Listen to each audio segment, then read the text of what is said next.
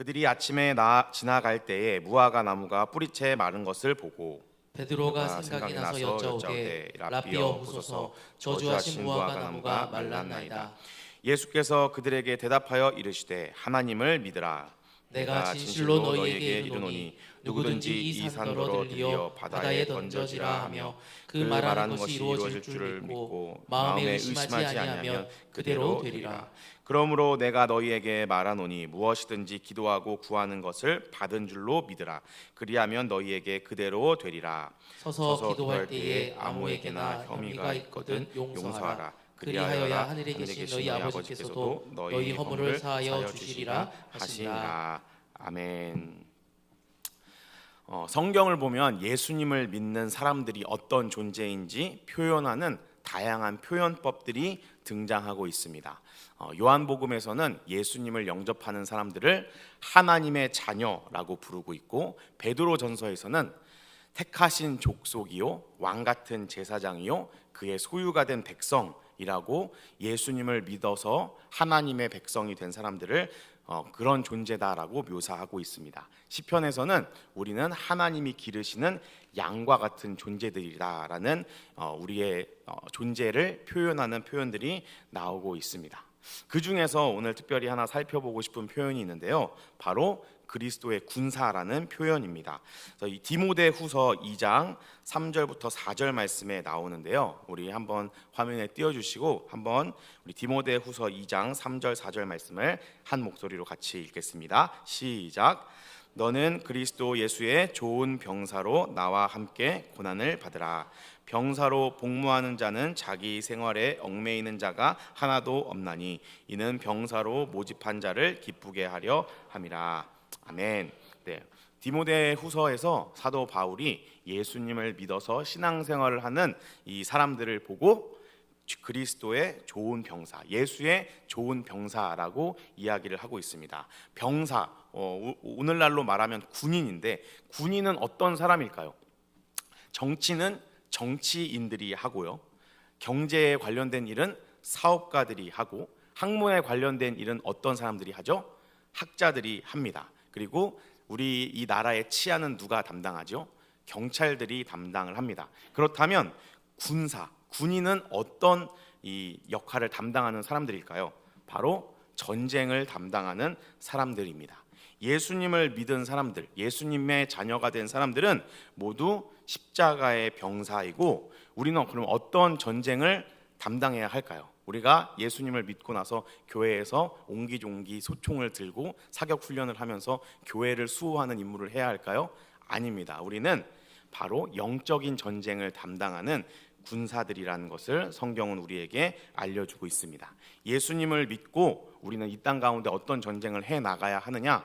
공중 권세를 잡고 이 세상에서 하나님의 일을 회방하고 사람들을 미혹하여서 지옥으로 끌고 가고 멸망의 길로 끌고 가는 사탄과 악한 영들을 물리치는 영적인 전쟁을 우리는 해야 합니다. 하나님을 믿어서, 예수님을 믿어서 하나님의 자녀된 이 성도들이 싸워야 할 전쟁은 돈을 많이 벌기 위한 전쟁, 내가 더 건강해지기 위한 전쟁, 이 세상에서 더 많은 명예와 부귀를 얻기 위한 전쟁이 아니라 마귀와 더러운 영들과 싸워서 그들의 악한 계계를 멸망시키고 하나님의 구원의 계획을 이 땅 가운데 실현하는 영적인 전쟁을 담당하는 사람들입니다.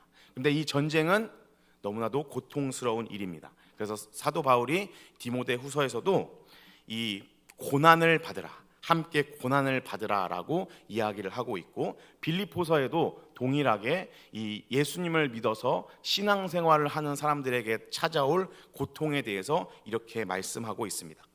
빌립보서 1장 29절 30절 말씀을 제가 읽어드리겠습니다. 그리스도를 위하여 너희에게 은혜를 주신 것은 다만 그를 믿을 뿐 아니요 또한 그를 위하여 고난도 받게 하려 하심이라. 너희에게도 그와 같은 싸움이 있으니 너희가 내 안에서 본 바요 이제도 내 안에서 듣는 바니라. 아멘. 그래서 예수님을 믿은 우리들의 삶은 내가 예수님 믿어서 천국에 가는 것으로 끝나는 것이 아니라 예수님을 위해서 고난도 받고 영적인 전쟁을 싸워가는 삶을 살아야 합니다. 그러면 이 전쟁의 삶 가운데 고난은 어디서 올까요? 우리가 십자가의 군병이 되어서 악한 영들과 이 세상에서 사람들을 미혹하여 멸망의 길로 끌고 가려는 악한 영들과의 이 영적인 전쟁 가운데 우리의 삶에 고난이 찾아옵니다. 고통스럽고 고난스럽지 않은 전쟁은 이 세상에 아무것도 없습니다. 영적인 삶을 우리가 살다 보면 반드시 고난이 따른다라고 성경은 우리에게 알려주고 있습니다. 그렇기 때문에 그리스도의 군사가 된 우리에게는 무엇이 필요하냐? 하나님의 능력이 필요합니다. 우리는 고난이 100% 보장되어 있는 영적인 전쟁을 해나가야 하는 사람들이기 때문에 이 십자가의 병사로서 우리에게는 능력이 있어야 합니다.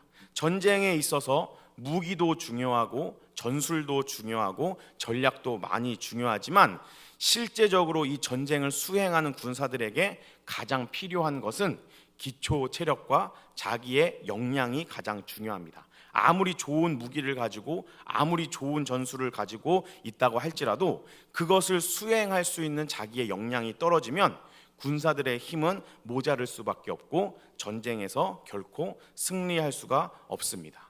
이것을 우리 영적인 전쟁을 싸우는 우리에게 대입하자면 우리가 이 영적인 전쟁을 치르면서 성령의 은사도 중요하고 하나님의 말씀이 있는 것도 굉장히 중요하지만 우리들이 그것들을 사용할 때 우리의 능력이 뒷받침되지 않는다면 우리가 악한 영들을 꾸짖어도 악한 영들이 도망가지 않고 환경을 꾸짖어도 환경이 바뀌지 않고 우리는 늘 무기력하게 우리에게 주어진 상황과 환경에 끌려다닐 수밖에 없다라는 것입니다. 그렇기 때문에 우리가 이 영적인 전쟁을 해나가고 이 전쟁을 수행하기 위해서는 반드시 능력이 필요합니다. 그렇다면 어떻게 하면 능력이 있는 이 십자가의 군병이 될 수 있을까요? 어떻게 하면 능력 있는 그리스도인의 삶을 살 수가 있을까요? 오늘 이 본문이 우리에게 그 해답을 제시하고 있습니다. 오늘 본문에 나오는 사건을 잠시 이렇게 소개를 해드리고 설명을 드리자면 예수님께서 이제 십자가를 지시기 위해 예루살렘으로 올라오셨습니다.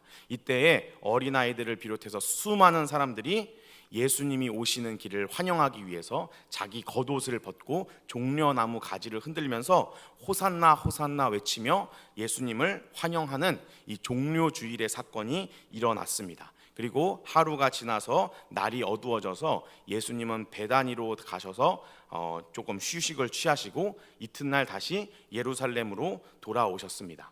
그리고 이 예루살렘에서 사역들을 이루어 나가시면서 예수님이 시장하셔서 길을 가다가 보이는 무화과 나무 곁으로 갔습니다. 이 예수님께서 다가간 무화과 나무는 잎이 굉장히 무성한 무화과 나무였기 때문에 예수님께서는 무화과 열매를 기대하고 이 나무의 곁으로 갔습니다. 그러나 안타깝게도 이 무화과 나무에는 열매가 없었습니다. 그리고 그 열매가 없는 이유를 오늘 13절 말씀에서는 아직 무화과가 열릴 때가 아니었기 때문이다라고 우리에게 설명해 주고 있습니다. 그래서 예수님께서는 그 무화과 나무에게 저주를 하셨습니다.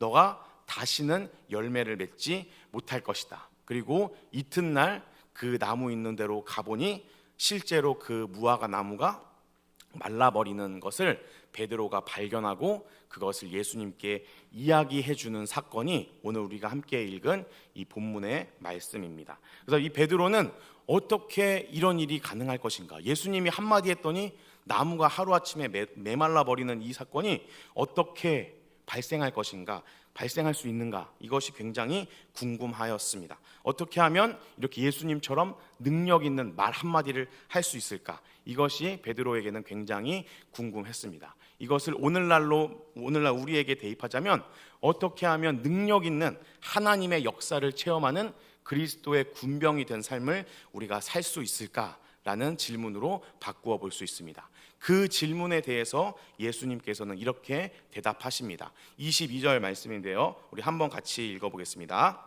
시작. 예수께서 그들에게 대답하여 이르시되 하나님을 믿으라. 아멘. 어떻게 하면 말 한마디로 나무를 메말라 버리게 하는 이런 능력 있는 삶을 살 수 있을까에 대한 궁금증에 예수님께서는 너무나도 간단한 해답을 지금 제시하고 계십니다. 만일에 예수님께서 좀 더 고차원적인 것을 말씀해 주셨다면 아마 우리가 이렇게 의문을 갖지 않았을 것입니다.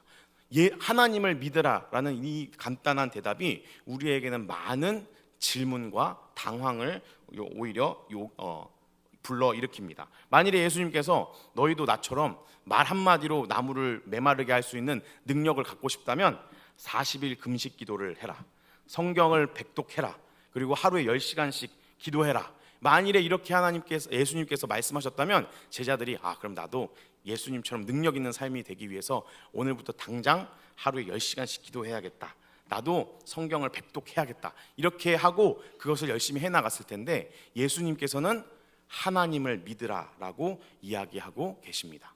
그런데 너무나 의아한 것은 오늘 이 예수님을 따르는 제자들 중에는 하나님을 안 믿는 사람이 한 명도 없습니다. 하나님을 믿기 때문에 예수님의 제자가 되어서 예수님과 함께 동행하는 사람들이 아니겠습니까? 이 제자들 중에서는 하나님의 존재를 부인하거나 하나님이 과연 있는가라는 것을 의심하는 사람이 없을 테니까 예수님께서 하나님을 믿어라라고 하신 이 대답은 단순히 하나님이 계신 것을 믿어라, 하나님은 진짜 있다라는 것을 말씀하는 것이 아니라 다른 의미가 있다라는 것을 우리는 추측해 볼 수가 있습니다. 그렇다면 예수님께서 이 제자들에게 하나님을 믿으라라고 했던 이 말의 의미는 무엇일까요? 그것은 이 무화과 나무 상황을 통해서 우리가 살펴볼 수가 있습니다. 예수님께서 무화과 열매를 찾으셨던 그 무화과 나무는 잎은 무성했지만 열매는 없었습니다. 비록 지금은 무화과 열매가 맺혀지는 시기가 아니어서 그렇지만 이 사건에서 우리가 얻을 수 있는 교훈은 예수님께서 필요로 하실 때에 그 예수님의 필요에 응답해야 한다는 사실을 우리에게 알려주고 있습니다. 사람들 눈에 예수님이 저주하신 그 무화과 나무는 좋은 나무였을 것입니다. 왜냐하면 무화과 열매를 맺힐 시기가 아니고 무화과 열매를 맺기 위해서 잎을 많이 퍼뜨리고 푸르게 자라나야 무화과 열매가 맺힐 때에 많은 열매를 맺힐 수 있었기 때문입니다. 그렇기 때문에 사람들은 그 무화과 나무를 보고 잎이 무성하기 때문에 좋은 나무라고 생각을 하였을 것입니다. 사람들 눈에는 꽤 괜찮은 무화과 나무가 그 나무였을 것입니다. 그러나 그 무화과 나무는 예수님의 필요에 응답할 수 없는, 예수님께는 필요 없는 나무였습니다.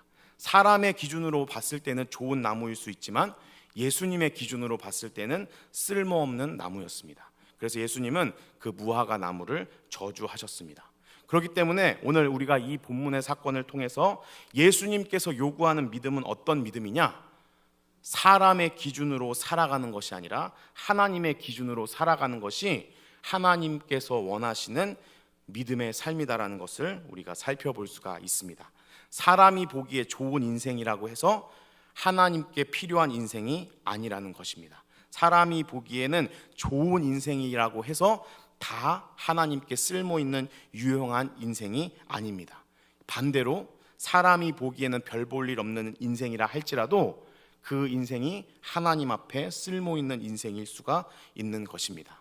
나의 인생을 어떻게 평가하느냐는 다른 사람들이 나의 인생을 어떻게 평가하고 세상 사람들이 나의 인생을 어떻게 바라보는가가 아니라 하나님이 나의 인생을 어떻게 바라보시는가가 우리의 삶의 절대적인 기준이 되는 것입니다. 그렇기 때문에 오늘 우리는 어떻게 이 인생을 살아가야 하느냐? 하나님이 필요로 하는 일들을 해나가며 하나님이 요구하시는 일들을 수행해 나가는 것이 우리의 삶 가운데 중요합니다. 사람의 눈에 좋아 보이는 인생이 되려고 노력하는 것이 아니라 하나님의 필요에 따라 우리의 인생을 살아가야 합니다. 그리고 그 하나님의 필요에 따라 살아갈 때 그에 따르는 고난도 기쁜 마음으로 감당하며 살아갈 때 하나님의 능력이 우리의 삶 가운데 나타난다는 것입니다. 그러면 이런 믿음으로 살 때에 예수님께서 이런 믿음으로 살아가는 인생들에게 보장해 주시는 능력은 어느 정도인가? 23절의 말씀을 보면 알 수가 있습니다. 23절 말씀을 우리 같이 한번 읽어보겠습니다. 시작. 내가 진실로 너희에게 이르노니 누구든지 이 산더러 들리어 바다에 던져지라 하며 그 말하는 것이 이루어질 줄 믿고 마음에 의심하지 아니하면 그대로 되리라. 아멘. 이렇게 하나님의 필요에 맞는 인생을 살아갈 때 산을 옮길 만한 능력이 나타난다라고 예수님께서 이야기해 주십니다. 믿음으로 살아가는 사람에게 주어지는 능력이 바로 이런 인생입니다.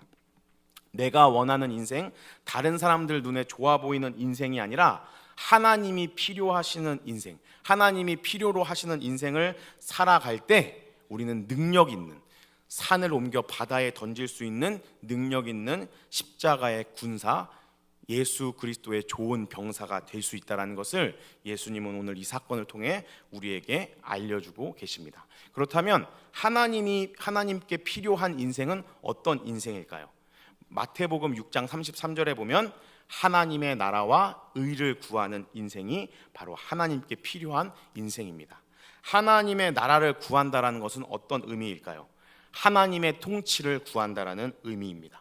우리가 우리의 인생의 주인이 하나님이심을 고백하고 내가 원하는 대로, 내가 하고 싶은 대로, 내가 이루고 싶은 대로 살아가는 것이 아니라 하나님이 나의 삶의 주인이심을 고백하고 하나님이 인도하시는 대로, 하나님이 다스리시는 대로 나의 인생을 살아가겠다라고 다짐하고 결심하며 나의 인생의 주인이 하나님이심을 고백하는 인생이 하나님의 나라를 구하는 인생입니다. 그러면서 우리에게 하나님께서 보내주신 성령님께 순종하며 하루하루 성령 충만한 인생을 살아가는 인생이 하나님의 나라를 구하는 인생입니다. 그러면 하나님의 의는 무엇을 의미할까요?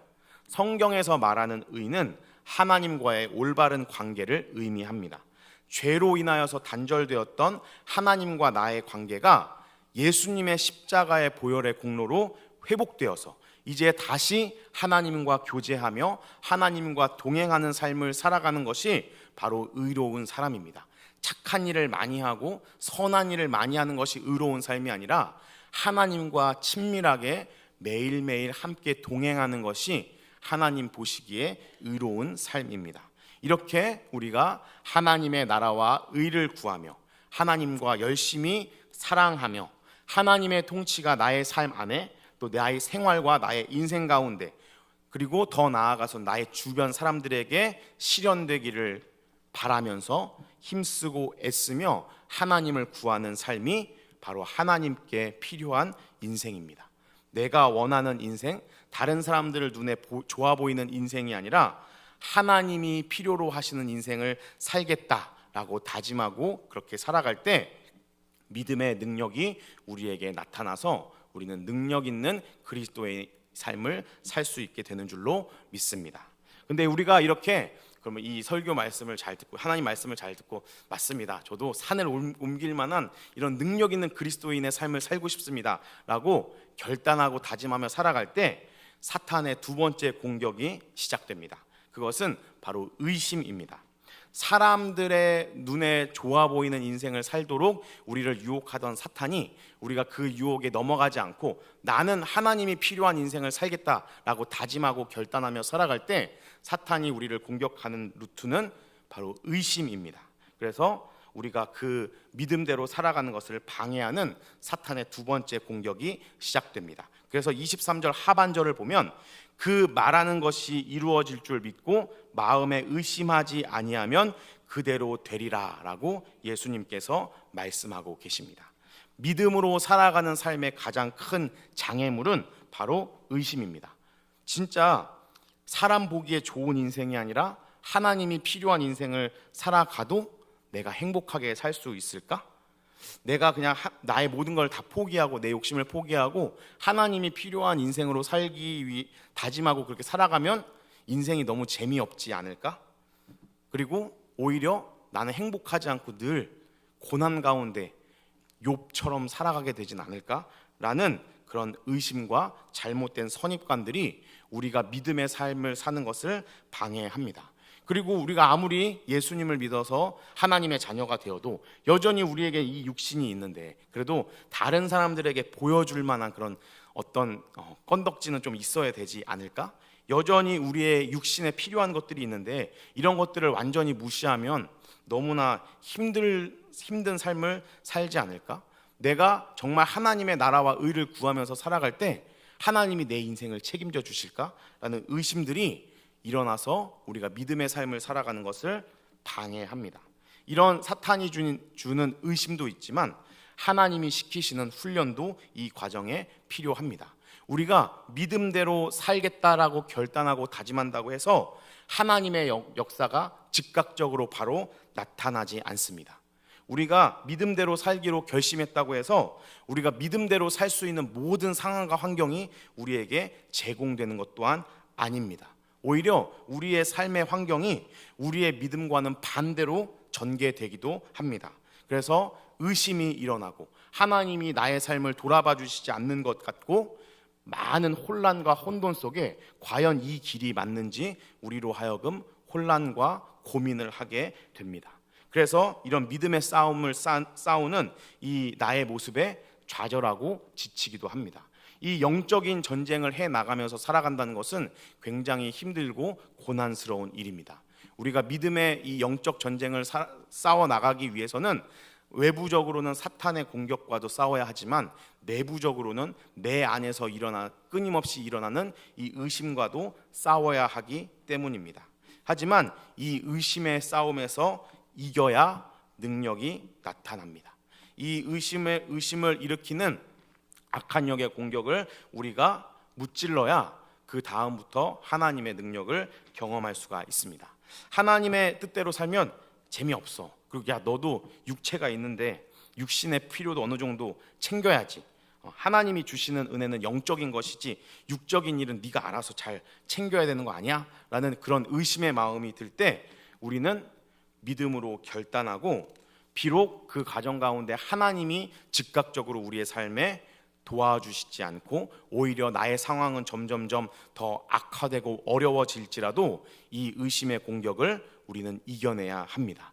인내로서 믿음의 경주를 해 나가야 합니다. 그래서 하나님께서 우리의 삶 가운데 허락하시는 하나님의 나라와 하나님의 의가 이루어지기 전까지 우리는 절대 포기하거나 스스로 단정짓는 어리석음을 벗어나야 합니다. 인내로서 믿음의 싸움을 계속해 나간다면 반드시 하나님의 능력을 보게 될 것입니다. 이렇게 내가 원하는 인생이나 다른 사람들이 보기에 좋은 인생을 구하지 않고 하나님의 나라와 의를 구하면서 하나님이 필요한 인생을 살기로 결단할 때, 그리고 그 가운데 찾아오는 의심의 공격을 이겨낼 때 하나님의 능력을 보게 됩니다. 그래서 이것에 대해서 예수님께서 이런 삶을 도와주기 위해서 25절 말씀에 이런 부가적인 설명을 더 해 주십니다. 25절 말씀을 저와 우리 성도님들이 같이 읽겠습니다. 시작. 서서 기도할 때에 아무에게나 혐의가 있거든 용서하여 그리하여야 하늘에 계신 너희 아버지께서도 너희 허물을 사하여 주시리라 하시니라. 아멘. 능력에 대해서 말씀을 이렇게 전파하시다가 예수님께서 뜬금없이 용서의 문제를 언급하십니다. 십자가의 능력, 믿음의 삶, 의심을 물리치는 믿음, 이것과 용서는 어떤 관련이 있을까요? 우리가 능력 있는 십자가의 군사로 살기 위해서는 믿음이 필요합니다. 그리고 그 믿음을 흔드는 의심의 공격을 물리쳐야 합니다. 그러면 하나님의 능력이 나타납니다. 그러나 하나님의 능력이 나타났다고 해서 그 모든 것이 다 은혜로워지는 것은 아닙니다. 어떤 문제를 내가 만나서 내가 믿음을 잘 발휘해서 인내로 의심을 이겨내고 하나님의 능력이 나타나서 나에게 주어졌던 그 문제가 시원하게 해결되었습니다. 그런데 나에게 임한 그 은혜가 나에게 은혜이지 다른 사람에게도 은혜가 되는 것은 별개의 문제입니다. 물론 내가 하나님의 도움을 받는 모습을 보고 그것을 시기해서 나와 함께 그 은혜를 누리지 못하는 사람들도 있지만 내가 받은 하나님의 도움이 다른 사람들에게도 동일하게 은혜로운 일이 되기 위해서는 내가 해야 할 일이 있다라는 것을 예수님께서는 우리에게 알려주십니다. 이게 무슨 말이냐면 내가 하나님께 은혜를 입었다면 내가 입은 하나님의 은혜가 다른 사람들에게도 은혜가 되기 위해서 나도 다른 사람들에게 은혜를 베풀며 살아가야 한다라는 뜻입니다. 내가 어떤 하나님의 은혜를 받았을 때 내 믿음이 인정받았어, 내가 이렇게 인내로 끝까지 참고 견뎠어 라고 나를 내세우는 것으로 끝난다면 그것은 하나님의 능력이 나 혼자만의 은혜로 끝나게 되는, 다른 사람에게는 은혜가 되지 못하는 은혜가 됩니다. 내가 받은 은혜가 다른 사람에게도 여전히 은혜로운 것으로 여겨지기 위해서는 나도 하나님께 은혜를 받았기 때문에 나도 다른 사람들에게 은혜를 베푸는 사람이 될 때 내가 받은 은혜가 다른 사람들에게도 흘러가서 다른 사람에게도 은혜가 되어지는 것입니다. 그래서 예수님께서는 은혜 받은 우리가 가장 대표적으로 할 수 있는 다른 사람들에게 은혜를 베푸는 일인 용서에 대해서 이야기하고 계십니다. 하나님과 우리의 사이에서 가장 중요한 것은 화목입니다. 죄가 들어와서 하나님과 우리의 화목의 관계가 깨져 버렸습니다.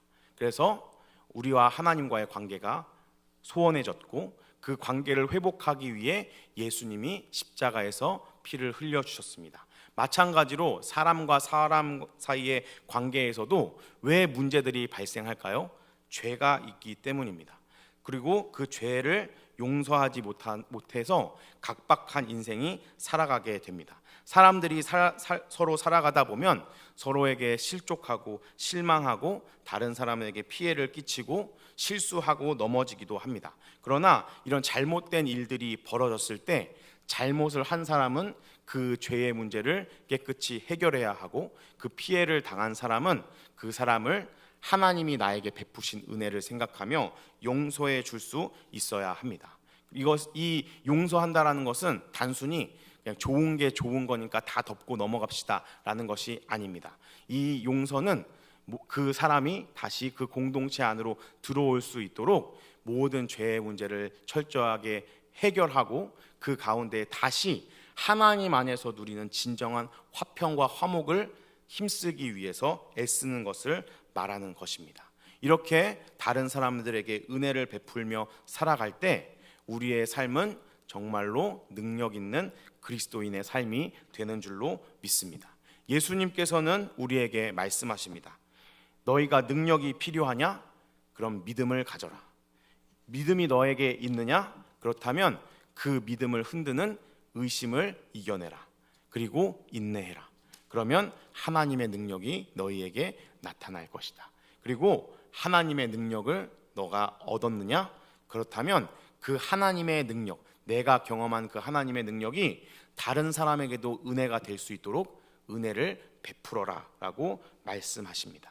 예수님께서 요구하시는 용서는 단순히 그 어떤 사람 한 사람의 잘못을 용서해 주는 것이 아니라 하나님께 내가 받은 은혜가 모두에게 은혜가 될 수 있는 축복의 통로가 된다라는 굉장히 중요한 의미를 담고 있습니다. 그리고 이것은 단순히 용서뿐만이 아니라 우리가 하나님의 사랑을 받았다면 우리도 다른 사람을 사랑해야 합니다. 내가 하나님께 도움을 받았다면 다른 사람들을 도와주어야 합니다. 내가 하나님께 위로를 받았다면 나도 위로를 다른 사람들에게 베풀어야 합니다. 그래야 하나님께 받은 축복을 우리가 함께 누리는 은혜가 주어지게 되는 것입니다. 사랑하는 우리 동강교회 성도 여러분, 우리의 삶은 전쟁입니다. 우리가 살아가는 이 땅은 전쟁터입니다. 그런 전쟁터에서 하나님은 우리를 평민으로 부르신 것이 아니라 예수 그리스도의 좋은 병사로 부르셨습니다. 그리고 그 병사로서 영적인 전쟁을 해 나가기 위해서는 하나님의 능력이 반드시 필요합니다. 이 하나님의 능력을 체험하기 위해서는 우리가 내가 살고 싶은 인생이나 다른 사람들이 보기에 폼나는 인생이 아니라 하나님의 뜻을 구하고 하나님과 온전히 사귀는 믿음 안에 거해야 하는 줄로 믿습니다. 그리고 이런 믿음의 삶을 살아갈 때 사탄은 끊임없이 우리를 공격하고 유혹하고 의심의 마음을 품게 합니다. 그런 의심과 사탄의 공격들을 이겨내고 하나님의 능력을 인내로서 쟁취하는 우리 모든 능력 있는 그리스도인들이 되기를 예수님의 이름으로 축복합니다. 그리고 그 하나님의 능력을 경험하면 그것으로 끝나는 것이 아니라 나도 다른 사람들에게 은혜를 베풀면서 하나님께 내가 받은 은혜가 나만의 은혜로 끝나는 것이 아니라 우리의 은혜가 될 수 있도록 만드시는 귀하고 복된 인생이 되기를 축복합니다. 이것이 하나님이 기뻐하시는 삶의 모습입니다. 그리고 이것이 진짜 영적이고 신령한 삶입니다. 많이 기도하고 또 맨날 성전 안에서만 살아간다고, 맨날 교회 온다고 해서 신령하고 영적인 삶이 아니라 하루하루의 삶 가운데 하나님과 동행하고 하나님의 뜻대로 사는 것이 진짜 영적이고 신령한 인생입니다.